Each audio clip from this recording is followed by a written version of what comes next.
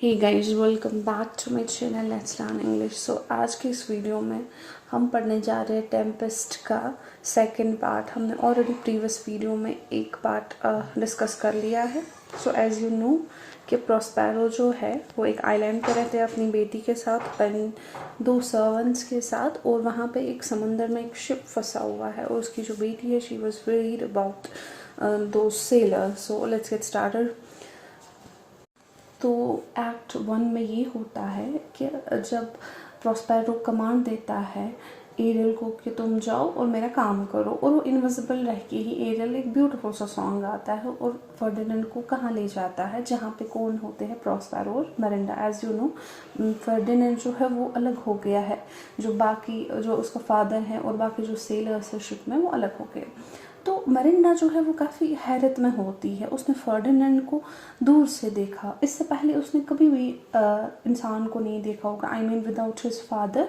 और Caliban as you no वो ज़्यादातर फिश जैसा लगता था और काफ़ी अगली था, तो उसको दूर से वो स्प्रेड लगा था और काफ़ी ब्यूटीफुल अपीयरेंस थी उसकी। तो मरिंडा जो थी उसको वो काफ़ी ज़्यादा हैंडसम लगा, और जब फर्डिनेंड ने मिरिंडा को देखा उसको लगा she was the goddess of this island of wonders. ठीक है, तो इसी में तो वो अपने नीज पे झुक जाता है और उससे बात करने की कोशिश करता है एज अ गॉडेस। तो वो काफ़ी ज़्यादा सरप्राइज हो जाता है जब मिरिंडा उससे बात करती है और कहती है sir I am no goddess but a simple girl. Prospero जो है वो खुश हो जाता है कि that two people Ferdinand and Miranda fall in love with each other at first sight. लेकिन वो उसकी जो लव है उसको टेस्ट करना चाहता, तो उसने प्रिटेंड किया ऐसे कि यंग मैन जो है वो एक स्पाई है।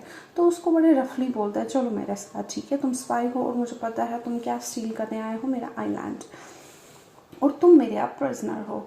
फर्डिनेंड जो है वो उससे उसको बोलने की कोशिश कर रहा है, मतलब उस पर वापस हमला करने की कोशिश कर रहा है। लेकिन इसी में क्या हो जाता है, प्रॉस्पेरो जो अपनी मैजिक वैन से उसको क्या कर लेता है, वेव कर लेता है मैजिक वैन से, और वो जो है एक जगह पे फिक्स हो जाता है उसके मैजिक से। और मिरिंडा जो है अपने फादर से कंटिन्यूसली रिक्वेस्ट करिए प्लीज़ इसको छोड़ दो, ठीक है। तो उसका फादर उसको बोलता है प्लीज़ डोंट टीच मी, मुझे पता है मुझे क्या करना है, ठीक है। तो इसी में क्या हो जाता है, उसका फादर उसको बोलता है कि शायद तुम्हें ये लगता हो कि सबसे ज़्यादा ब्यूटीफुल पर्सन है अर्थ पे, बिकॉज तुमने सिर्फ कैलिबन और मुझे देखा है। As compare to Caliban he is handsome, लेकिन अगर तुम बाकी लोगों को देखोगे, बाकी ह्यूमंस को देखो, तो ये तुम्हें कैलिबन जैसा दिखेगा। और मिरिंडा कहती है मेरी जो चाहत है बस इतनी है, बस मैं इससे ज़्यादा विश नहीं करूँगी, मैं एक हैंडसम पर्सन को देखूँ, ठीक है। तो वो जो प्रॉस्पेरो फर्डिनेंड को अपने साथ ले जाता है, वहाँ पे कहाँ पे रखता है उसको, क्योंकि उसके मैजिक पावर्स उस पर जादू किया होता है तो उसको फॉलो करता है। तो इसमें क्या हो जाता है, तो वो अपने साथ ये सोच रहा होता है कि ये जो मेरा अनकाइंड ट्रीटमेंट हो रहा है ये कुछ भी नहीं है मेरे लिए। अगर मैं एक प्रिजन की विंडो से किसको देखूंगा, इस लड़की को, डैट मीन्स मिरिंडा को एक बार देखूंगा। So this is act 1। Act 2 में ये बोला जाता है प्रॉस्पेरो उसको एक काम देता है, that piling of heavy locks, और मिरिंडा जो है चोरी से अपने रूम से चली जाती है, उसको देखने चली जाती है। उसके प्रेजेंस से उसका जो काम होता है ना थोड़ा हल्का हो जाता है। तो वो उसको बोलती है कि प्लीज़ सर आप रेस्ट कर लो, मैं आपकी ये जो लॉक्स है कैरी कर लूँगी, ठीक है। तो इसको बोलता है कि मेरे जो फादर वो अभी स्टडी में है, वो अपनी स्टडीज़ के साथ मसरूफ़ है, ठीक है। तो नेक्स्ट 3 आवर्स के लिए बिल्कुल वो रूम से नहीं निकलेंगे। इनफैक्ट प्रॉस्पेरो जो है वो दूर से ये सारी इनकी जो कॉन्वर्जेशन होता है वो सुन रहा होता है, और उसकी जो बेटी का जो वो काफ़ी अम्यूज़ हो जाता है ये सब देख के, और उसको सिंपैथी रहम भी आता है। तो फर्डिनेंड उसको बोलता है no my precious creature I can not let you dad. तो इनके बीच में ये लव टॉक हो रहा था और इसी में ये काम कर लेता है पाइलिंग अप लॉक। इसी दौरान जो है फर्डिनेंड उसको बता देता है कि मैं तुमसे कितना प्यार करता हूँ, और मिरिंडा भी जो है वो भी ये इमेजिन करती है कि मैं भी इससे ज़्यादा किसी से प्यार नहीं कर सकती। तो प्रॉस्पेरो डिसाइड करता है कि बस अब मैं जो इसका हार्ड टास्क है उसको आज़ाद कर दूंगा, और जो उसको बोलते हैं कि तुम्हारे जो ट्रायल्स थे वो अब ख़त्म हो गए, ठीक है। मैं तुम्हारे असल में लव का टेस्ट लेना चाहता था। और इसी में क्या हो जाता है, फर्डिनेंड खुश हो जाता है और सरप्राइज भी हो जाता है। उसको बोलता है एज अ रिवॉर्ड मैं तुम्हें अपनी बेटी देता हूँ, और जो मेरे लिए काफ़ी ज़्यादा प्रीशियस है। और उनको ब्लेसिंग्स देता है। इसी दौरान क्या हो जाता है, जो बाकी सेलर्स थे उसमें king of Naples, Antonio Gonzalo, ठीक है, वो लोग जो थे वो वेंडर कर रहे थे आइलैंड पे, काफ़ी ज़्यादा टायर्ड थे, हंग्री थे, तो रेस्ट करने की। और एरियल जो है उनके सामने खाना रख रहा है, जो ही वो खाने की कोशिश करे वो डिसअपेयर हो रहा है। एरियल क्या कर रहा है, कभी उनको लाइटनिंग से डरा रहा है, थंडरिंग से डरा रहा है, और वो काफ़ी ज़्यादा हैरान थे ये सब देख के, ठीक है। और इसी में एरियल उनको बता देता है कि तुम दो आदमी जो हो, तुम गिल्टी हो किसके सामने, बिफोर गॉड एंड मैन। अपने इविल डेट्स को याद करो, और याद करो तुमने कितने क्रूअली प्रॉस्पेरोस की इनोसेंट चाइल्ड को कहाँ पे कैसे ट्रीट किया था, कैसे मारने की कोशिश की, and that was a terrible crime, and all who undergone is God की पनिशमेंट है। तो तुम लोगों ने क्राइम्स किए हैं, और तुम लोगों को सिंसियरली रिपेंट करना है, ठीक है, अपने इविल डेट्स का। अगर नहीं किया तो इससे भी बुरा हो सकता है तुम लोगों के साथ। एरियल वहाँ से डिसअपेयर हो जाता है, थंडर और लाइटनिंग ऐसे ही, और ऑलमोस्ट ये लोग पागल हो जाते हैं with fear and their sense of guilt. So ये एक्ट 2 था। अब जो सीन 3 है इसमें, अगर आपने मेरे वीडियो को लाइक नहीं किया या शेयर नहीं किया, सब्सक्राइब नहीं किया, प्लीज़ डू सब्सक्राइब।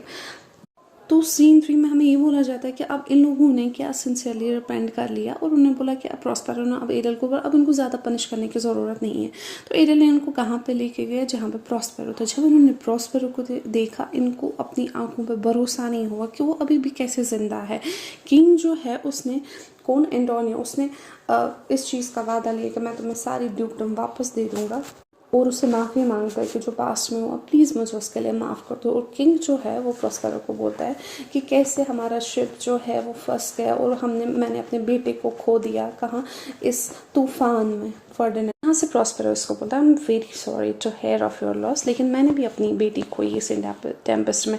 तो प्रॉस्पेरो जो है वो एक किस्म का सच ही बोला था, क्योंकि अब उसने अपनी बेटी को खो दिया था, इन द सेंस कि उसकी शादी अब किसके साथ होने वाली थी, फर्डिनेंड के साथ। और वहाँ से किंग, वहाँ से वो बोलता है किंग के, आई विश वो दोनों जिंदा होते, और मैं चाहता कि वो किंग एंड क्वीन बनते नेपल्स के। तो प्रॉस्पेरो उनको कहाँ पे ले जाता है, सारे लोगों को केव के अंदर, उनको दिखा रहा होता है कि फर्डिनेंड और मिरिंडा वो लोग हैप्पीली चेस खेल रहे होते हैं। तो ये हैरान हो जाते हैं, और वहाँ पर मिरिंडा हैरान हो जाती है, बोलती है कि इतने सारे लोग इकट्ठे। तो वो बोलती है कि मैनकाइंड जो काफ़ी ज़्यादा ब्यूटीफुल है, और गोंजालो जो है, जो काइंड ओल्ड मैन होता है जिसने हेल्प की, वो काफ़ी ज़्यादा रोता है इस रिकन्सिलेशन पे, मतलब जहाँ पे कन्फ्लिक्ट सारे जो पास्ट में हुए थे वो ख़त्म हो गए। प्रॉस्पेरो भी अपनी मैजिक जो बैंड है उसको तोड़ देता है, और अपनी मैजिक बुक्स को दफना देता है, बोलता है कि मुझे आगे अब इनकी ज़रूरत नहीं है। और वो एरियल को एज ही प्रॉमिस्ड कि वो उसको आज़ाद कर देता है।